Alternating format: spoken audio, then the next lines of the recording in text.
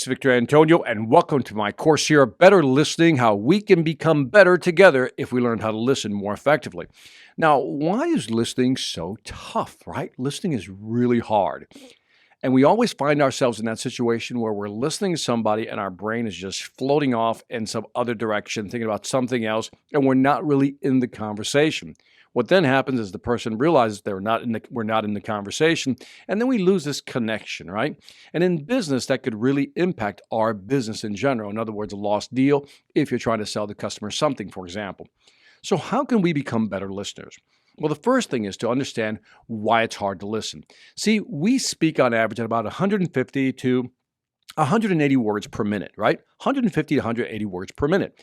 But the brain processes information at 300 to 500 words per minute. See the imbalance there? We're talking at 150, but the brain is absorbing and processing at 300. In other words, the input is slow, and then the processing is really fast. So we have a hard time really staying in the game. And then what typically happens is, we interrupt people. We step on the conversation, and none of this helps us in terms of creating a connection, a link with the other person. So what can we do to be better at listening or get better at listening? The first thing is, and it's the hardest one, is to practice patience. And that is to remember that it's not about you having to speak. It's about really listening to the other person. Now, again, we've been in that conversation where we're listening and we're just ready to say something. See, some people listen, other people just wait their turn to talk. There's a big difference there. Real listening, authentic listening, is really understanding what the other person is saying. Waiting to talk is not really listening. You're just waiting for your turn to talk. So let's move over to this category where we're really listening to the other person. So how can you do that? What tools can I share with you to help you that have helped me? The first one is I've learned to parrot things back to people. In other words, when somebody says something to me, I want to make sure that I understand. So what I'll do is I'll repeat what they just said. Now that does two things. One, it lets the other person know that I'm really listening, but it allows me to actually store that information in my brain. So if it's something important and I repeat it, does that mean what you just said is that A plus B equals C? Is that what you just said? The person goes, yes. And again, I've done two things. One, communicated that I'm listening. Two, I've stored that in my information storage place, so to speak. Now I remember that information more. If I don't quite understand something, I also demonstrate listening by restating something. You said A plus B equals C. So A, if I were to add then B, and then that would eventually give me C. I would restate it that way. Simple example, but you get the idea. So by restating, again, you're trying to understand, put it in your framework so you can absorb the information. Because sometimes somebody will say something, you kind of get it, but you don't get it.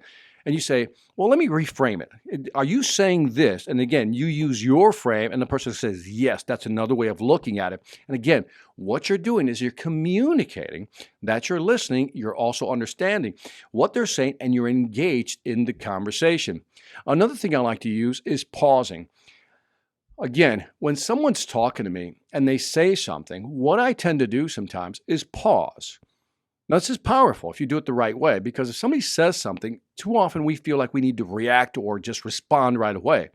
But there's nothing wrong with taking a moment to absorb what the person just said and really give it some thought, reflect on it, and then provide a response. Again, what are you communicating here? You're communicating that you are listening, but not only listening, you're being very thoughtful in your response to whatever the person is saying. And again, what you're trying to do is transmit this authenticity that you're really listening, that this conversation does matter. And when the person knows that the conversation matters to you, they feel this connection. In other words, they feel good because you're listening to them. And because they feel good that you're listening to them, they associate that good feeling with you. In other words, we've all been in a conversation with someone, right? And it's just one of those great conversations. An hour flies by and it's just like a blink of an eye, right? What happened in that hour? There was great give and take going on in that conversation. That person leaves the conversation, right? And what happens? That person will reflect on the conversation and goes, you know what? Every time I talk to Victor, it's just a great conversation. And this is the feeling they take away from the conversation. Not only the content of the conversation, but how they feel about the conversation. This is why listening is important if you do it the right way. Now, I want to talk about how do we get information from people also, because listening is also about pulling information, letting people know you want more information. So one of the things we can do, again, is use the pause to extract more information. One study showed that by simply listening, right, you're listening, the person stops talking. The person stops talking. If you simply just look at them, nod your head in approval, almost like, go on, go on. It gives the other person permission to keep going.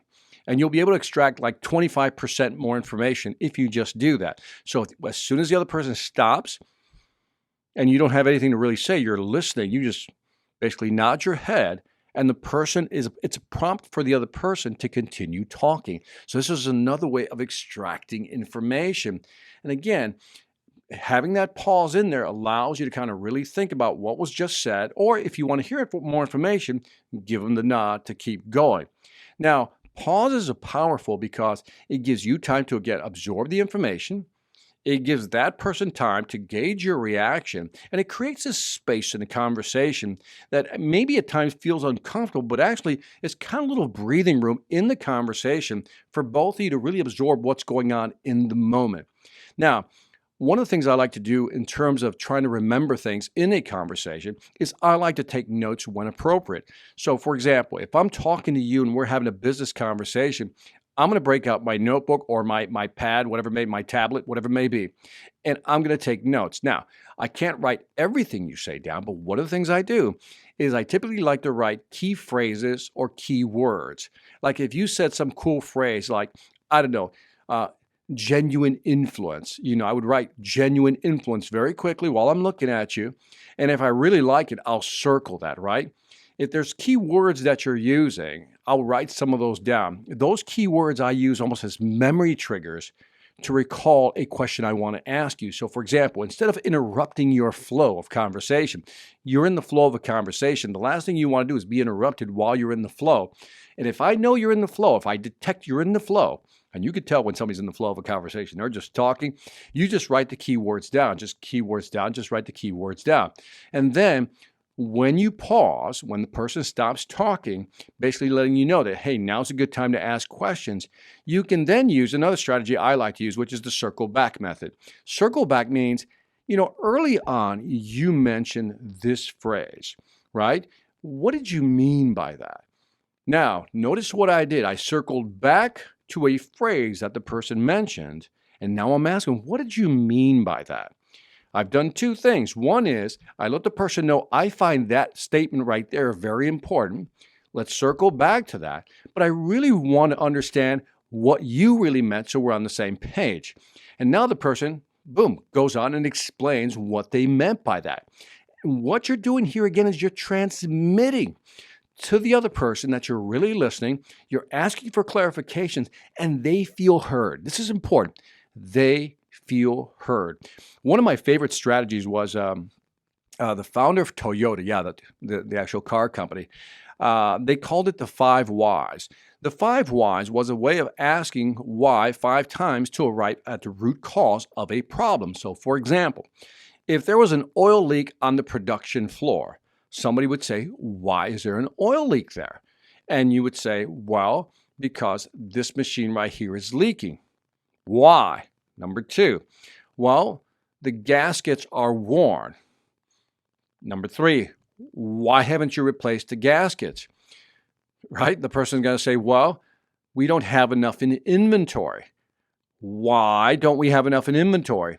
It wasn't budgeted for, so that's why we're short on inventory. So the real problem for that oil spill on the floor is really the fact that we didn't budget correctly. So we got to the root problem. The root problem is not the oil. The root problem is that we didn't budget appropriately to actually actually order new products, new gaskets, so they can be in the machines. So by asking the 5 whys, and again, it doesn't have to be 5, it could be 3, it could be 5, it could be 7. But what you're doing is you're digging deeper into the root cause. And again, what are you transmitting to the other person? You're transmitting that you really care about what they have to say. And that's why you're asking these 5 whys. Now, Let me go to my notes here because I got some other things I want to talk about. When we talk about circling back to the reasons why people, do certain things, you're circling back to key words they say. You're circling back to key phrases that they said. Again, this lets them know that you're really listening, but it also helps you to better understand that person's point of view. Remember, too often when we're listening to somebody, we're looking at it through our lens, through our point of view. By asking questions, what you almost have to do is almost like suspend reality for a second. Let me say that again. You almost have to suspend reality, your reality, to understand their reality. Now, this is important. Sounds weird, but it's important.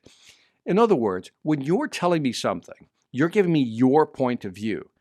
And one of the things we tend to do is try to fit what somebody is telling us through our lens, fit it basically in our framework of how we think. So sometimes we have to suspend our framework. So when someone's talking to me and they're talking about a new strategy, my immediate response would be like, well, I don't know if that's a good idea. That would be my immediate response. But I tell my brain, shh, let's try to understand where they're coming from and how they're going to approach it. Because one, I might learn something. Two, I could be totally wrong and that person's right. So by suspending your reality, in other words, just shushing the mind, really listening to the other person, what they're saying without judging it, really trying to understand what they're saying without judging it, makes you a better listener. Because at the end of the day, so to speak, what you want to have is a great conversation with somebody. And you want to walk out of that conversation smarter. And the only way you walk out of a conversation smarter is not by talking more, because when you're talking, you're repeating things you already know. But when you're listening, the opportunities, plural, to learn something are immense. So that's the big return on investment to becoming a better listener. So keep in mind, all these little strategies are very powerful to help your personal life, your professional life, and you'd be surprised how you can build great relationships by being a better listener.